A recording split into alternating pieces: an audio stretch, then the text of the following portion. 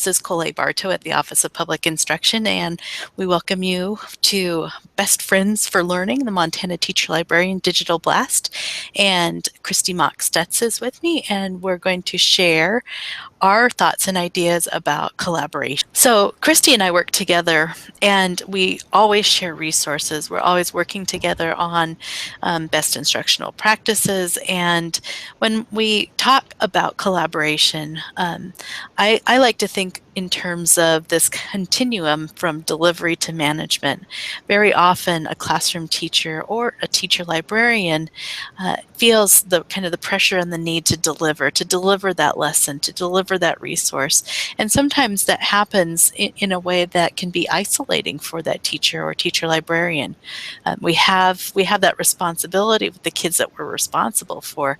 But I think in terms of collaboration, we need to be willing to work with our colleagues and truly manage the opportunity, manage the resources and the strategies, whatever it takes for students, all students in our districts, in our schools, in our classrooms, to have the opportunity to work collaboratively, to create, to write, to read, and to truly experience the things that we know our 21st century students need.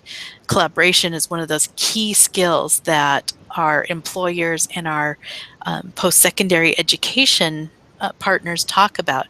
Our students need to be able to collaborate, and what better way within a building for a classroom teacher and a teacher librarian to model that collaboration.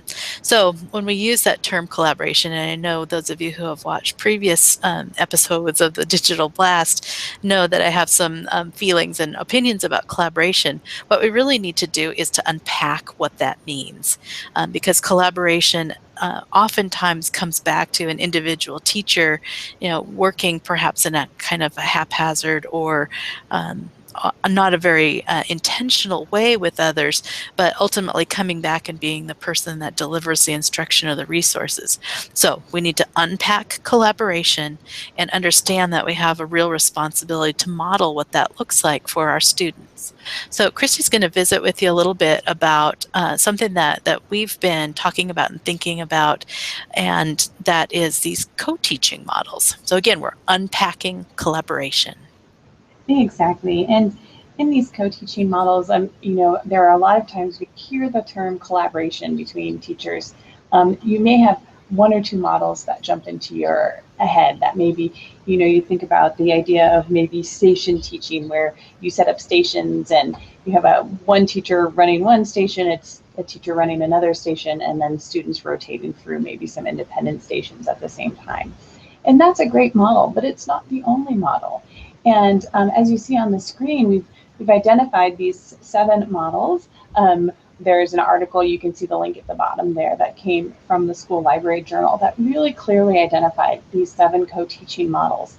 And the thing that strikes us, I think that a key from this article and from looking at these different models, is that you really, when you're talking about collaborating and starting to work closely with another teacher, a teacher librarian, it's important to figure sort of what is your outcome that you want, and then design and talk about which instructional model is going to work the best to get to the outcome that you want for your students. Because all of these are great models that will work for a particular avenue or a particular type of collaboration that you need in order to get content or strategy across to the students and involve them in that learning process. And so, to stretch yourselves to move out of a maybe comfortable collaborative or co-teaching model and try out one of these other ones, I think would be a key, because they all serve their purposes and will all be appropriate in different situations. And that's, again, where that collaboration comes in, talking about which one of the models would work best for you.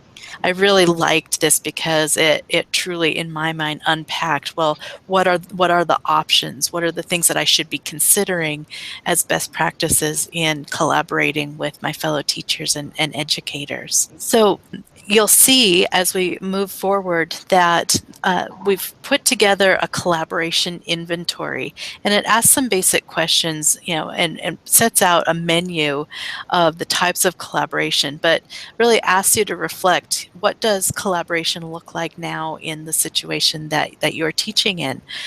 Which of those 7 approaches might make the most sense where you are? And then how do you plan to deliver or manage instruction that reaches all students through looking at collaboration truly as with the strategies that we have in mind, and the approaches, that instructional model, and not just collaboration for collaboration's sake.